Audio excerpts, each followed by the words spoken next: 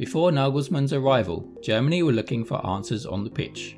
Early elimination at the Qatar World Cup and knocked out at the last 16 stage at Euro 2020. Despite an early wobble, Germany are now on a revival, and this is due to how one man has got a talented group of experienced and inexperienced players performing. Not counting the opposition's 6-yard box, so far at the Euros, Germany have been able to control all areas of the pitch. This means that on a percentage basis, his players are going to be the first to reach a pass. And when you consider that the team is playing progressive passes, the stats show that Germany have made 181 passes into the attacking third. And when you compare that to a team that's also playing well at the Euros, Spain, it's a significant achievement. So how are they achieving this? In possession, which his team have averaged 64% at this tournament, he plays his most technical attackers in the central zones between the opposition lines of midfield and attack, because this is where you need players that can operate in tight positions and cause the most damage. It's these players that have the technical ability to avoid a challenge and keep possession. These players all have the ability to play a simple pass, a defense-splitting pass, or to dribble past the defender. And because the opposition are afraid of this, they have to defend these areas in numbers. And this opens up passing channels. The fullbacks who always take up positions initially outside of the 3 number 10s. This stretches the pitch horizontally. This is not Nagelsmann's goal though, as Nagelsmann wants his team to play vertically through the centre. Dani Olmo once said, "Here we play closer together. We rely on each other so we can give the game more speed. If we play more spaced out, we can't play as fast as the coach wants us to.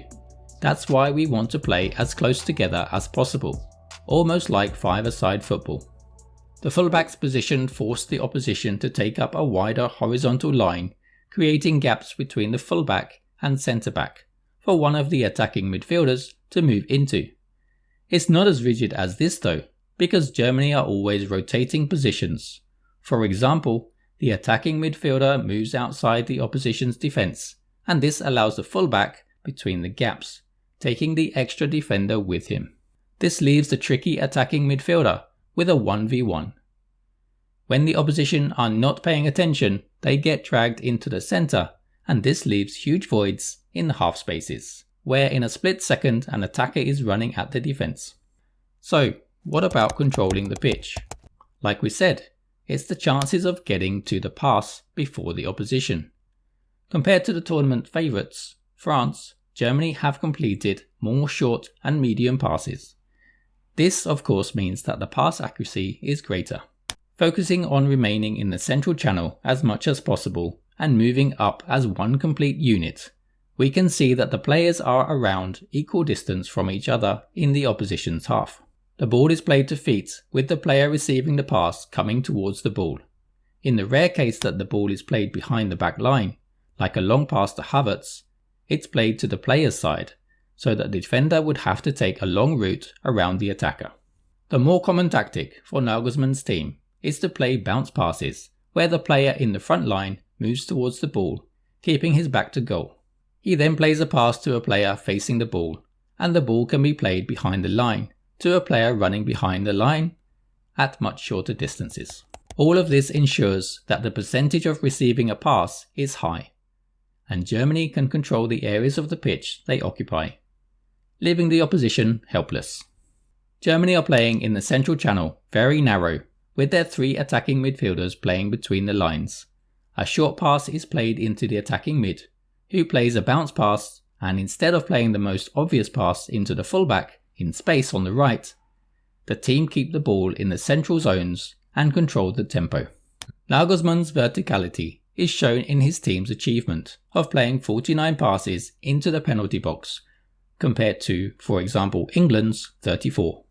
The 3 attacking midfielders control the game by standing in the opposition's back line. They are stretching the game, making sure that there are spaces to play, and when the ball is brought forward by a teammate, they step between the lines, leaving only the striker behind. If the defence steps out, they leave too much space behind. How do they get to this point?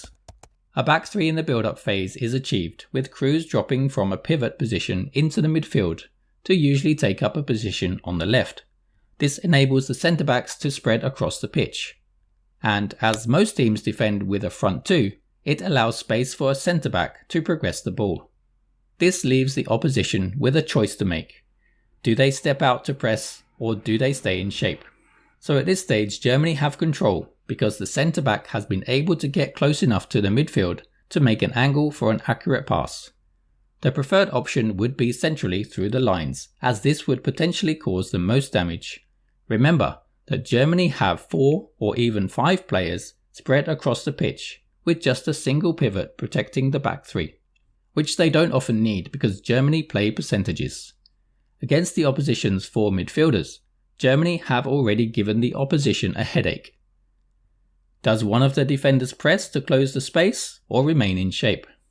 Within Nagelsmann's 4-2-3-1 formation, he has given roles to players to orchestrate total pitch domination. Each of the players have specific roles. The attacking midfielders is to occupy the space between the lines and create. The fullbacks is to provide width and therefore a passing angle if there is no pass centrally. The defensive midfielder is to provide protection to the back two. And there's one more key role.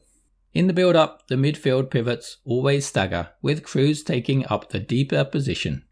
From here, he can be the architect, dictating play from a position within the back three, playing passes with such precision to the attacking midfielders dropping between the lines, or playing the ball to either flank. If he is pressed, then he simply plays a sideward pass to control the pitch, but the ball is usually recycled back to Kroos, so he can be the architect of another attack.